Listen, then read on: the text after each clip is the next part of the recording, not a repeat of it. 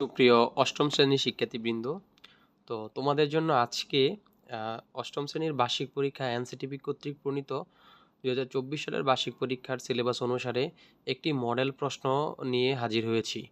এবং এই মডেল প্রশ্নটা তৈরি করার সময় এমনভাবে আমরা বিশ্লেষণ করে তৈরি করেছি যেখান থেকে পরীক্ষায় সুন্দর যথেষ্ট পরিমাণে কম পাওয়ার সম্ভাবনা আছে।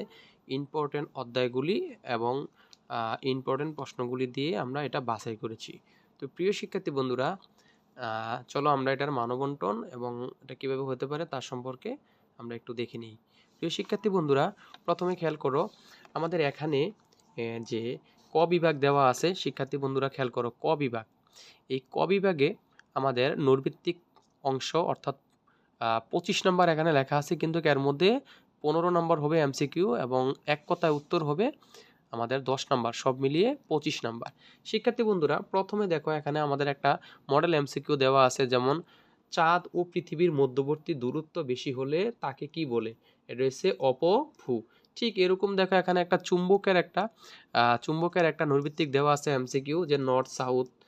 এখানে একটা লোহার দণ্ড দেওয়া আছে, যে চিত্র এ বস্তুটির মাঝখানে সুতা দিয়ে বেঁধে ঝুলিয়ে দিলে উত্তর দক্ষিণ বরাবর অবস্থান করার কারণ কোনটি হবে? পৃথিবী একটি কি চুম্বক। তো প্রিয় শিক্ষার্থী বন্ধুরা, তারপরে আবার তৃতীয় প্রশ্ন দেখো এখানে, যে চিত্র এ ও এবং বি এর বস্তুদ্বয়ের মধ্যে কি ঘটবে? এটা সর্বদা আকর্ষণ করবে। ঠিক তদ্রূপ প্রিয় শিক্ষার্থী বন্ধুরা, যেমন কোনটি দলহীন ফুলের উদাহরণ? কাঁঠাল। এই ধরনের যে আমাদের প্রশ্ন আছে, দেখো 4, 5, পর্যায়ক্রমে 6, 7, হ্যাঁ শিক্ষার্থী বন্ধুরা 8, তারপর হচ্ছে 9, 10 নাম্বার প্রশ্ন, 11, 12, যে শিক্ষার্থী বন্ধুরা এখানে 12, যে 13 দেওয়া আছে। হ্যাঁ শিক্ষার্থী বন্ধুরা, তো এই ধরনের প্রশ্ন আমাদের 15টা থাকবে, আমাদের 15টা আনসার করতে হবে। শিক্ষার্থী বন্ধুরা খেয়াল করো, এখানে 13 নম্বরে দেওয়া হয়েছে যে গ্রিক শব্দ অ্যাটোমাস শব্দের অর্থ কি? অ্যাটোমাস অর্থ কি আমরা জানি কি? অ্যাটোমাস শব্দের অর্থ হচ্ছে কি? অবিভাজ্য। এরপরে দেখো শিক্ষার্থী বন্ধুরা 15 নম্বর দেওয়া আছে যে মোম প্রজ্বলনে কোন শক্তির পরিবর্তন ঘটে? আমরা জানি কি এটা রাসায়নিক শক্তি। তো প্রিয় শিক্ষার্থী বন্ধুরা, এ ধরনের 15টি এমসিকিউ দেওয়া হয়েছে এখানে, যেগুলো থেকে পরীক্ষায় কমন পাওয়ার মতো খুবই গুরুত্বপূর্ণ। তোমরা এই প্রশ্নগুলো দেখতে পারো পরীক্ষার জন্য, বার্ষিক পরীক্ষার জন্য, যা অনেকটাই তোমাদের উপকারে আসবে। তো প্রিয় শিক্ষার্থী বন্ধুরা খেয়াল করো, এখন আমরা যেই বিভাগটা নিয়ে আলোচনা করব সেটা হচ্ছে এক কথায় উত্তর, অর্থাৎ ওইখানে এমসিকিউর জন্য যে 15টা নাম্বার বরাদ্দ ছিল, আর এটা হচ্ছে এক কথায় উত্তরের জন্য 10 নাম্বার। 10টি প্রশ্নের জন্য 10 নাম্বার। দেখো 16 থেকে 25 এখানে 10টি প্রশ্ন আছে। যেমন প্রথম প্রশ্নটা হচ্ছে কি? সূর্য। হ্যাঁ শিক্ষার্থী বন্ধুরা, পৃথিবী সূর্যকে কিভাবে প্রদক্ষিণ করে?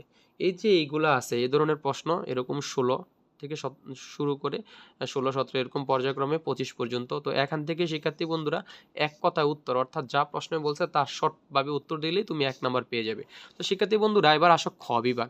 খ বিভাগে শিক্ষার্থী বন্ধুরা তোমরা খেয়াল করো, খ বিভাগে কি বলা হয়েছে, যে সংক্ষিপ্ত প্রশ্নের উত্তর এগুলার যথাযথ যা বলছে প্রশ্নের তা অনুসারে লিখবে শিক্ষার্থী বন্ধুরা। যেমন প্রথমে বলছে যে বিষুব রেখাতে সূর্য কেন লম্বভাবে কিরণ দেয়? এটার ব্যাখ্যা করতে হবে, বলবে সংক্ষেপে উত্তর লিখবে খাতায়। তো এটার উত্তর আসলে কেমন হবে সঠিকভাবে নির্দিষ্ট করে বলা যাচ্ছে না। তোমার প্রশ্নের আলোকে মনে করো 3 থেকে 4 লাইন বা 5 লাইন হতে পারে, 4 থেকে 5 লাইন বা 6 লাইন। 4 থেকে 6 লাইন দিলেই এটার আশা করি 2 নাম্বার পেয়ে যাবে। সঠিকভাবে লিখতে হবে। বিজ্ঞান তো এই জন্য সঠিকভাবে লিখলে 4 থেকে 6 লাইনের মধ্যে লিখলেই 2 থেকে 2 পেয়ে যাবে। তো প্রিয় শিক্ষার্থী বন্ধুরা, খ বিভাগ আমাদের শেষ হলো। যেমন 1 থেকে আবার 10, এখানে 10টা আছে, কোনো বিকল্প প্রশ্ন থাকবে না, 10টা থেকে 10টা আনসার করতে হবে।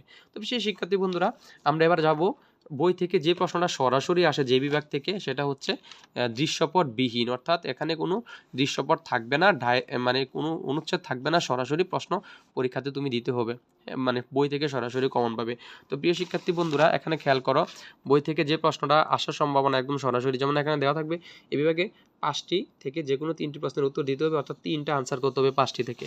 তো প্রিয় শিক্ষার্থী বন্ধুরা খেয়াল করো, এখানে আমাদের প্রথম প্রশ্ন হচ্ছে যে পরিযায়ী পাখিরা কিভাবে কম্পাস ছাড়াই বিশাল দূরত্ব এবং দিক নির্ণয় করতে সক্ষম হয়? এই যে একটা প্রশ্ন আছে এটা, তারপরে এটার ব্যাখ্যা করতে হবে। এটা হচ্ছে নাম্বার হচ্ছে 5, তোমাদের আনসার করতে হবে। এখানে 5টা প্রশ্ন দেওয়া আছে, এখান থেকে তুমি যে কোনো 3টার আনসার করতে হবে। তো প্রিয় শিক্ষার্থী বন্ধুরা, আমাদের গ পর্যন্ত বিভাগ চলে গিয়েছিল। দৃশ্যপট বিহীন প্রশ্ন, এখন হচ্ছে দৃশ্যপট নির্ভর, অর্থাৎ সৃজনশীল যা আছে সৃজনশীল আকারে লিখতে হবে আর কি এই প্রশ্নগুলা।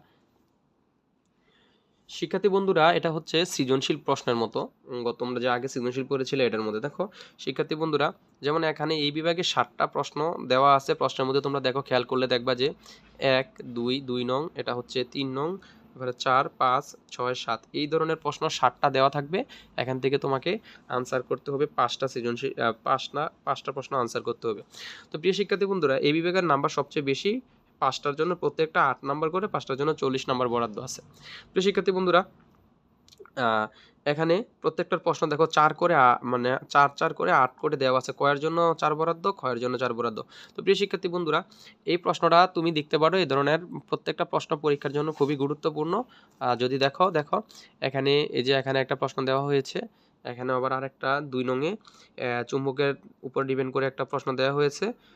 শিক্ষার্থী বন্ধুরা, এটা লাঠিম ঘূর্ণনের উপর পৃথিবীর ঘূর্ণন, এই ধরনের প্রশ্ন দেওয়া হয়েছে লাঠিম। যে দেখো এটা পড়বা, এটা পড়বা। তারপরে এটা দেখো ফুলের উপরে, ফুলের অধ্যায় থেকে দেওয়া হয়েছে এই প্রশ্নটা, যে দূরত্বের অধ্যায় নির্ণয়ের যে অতিক্রান্ত এগুলা। তারপরে এটা হচ্ছে তোমার শক্তি স্তরের উপর ডিপেন্ড করে আইসোটোপ ইত্যাদি সম্পর্কিত।